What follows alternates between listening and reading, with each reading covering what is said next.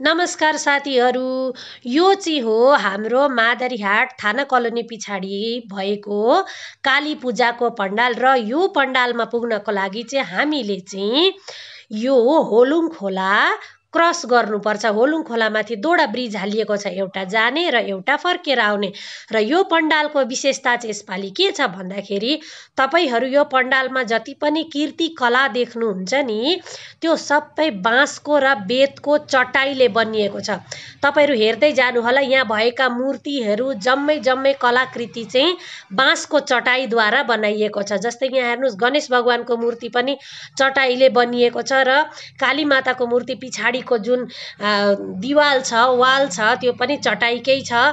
यसरी यहाँ हेर्नुस्, यी गणेश भगवानको मूर्ति चटाईले नै बनाइएको छ। यो टोटल पण्डाल नै चटाईद्वारा बनाइएको। चटाई भनेको चाहिँ म्याट। यहाँ हेर्नुस्, यहाँ तपाईहरू हेरेरै जानिहाल्नुहुन्छ र हामीलाई चाहिँ यहाँ घुम्न साह्रै नै मजा आयो।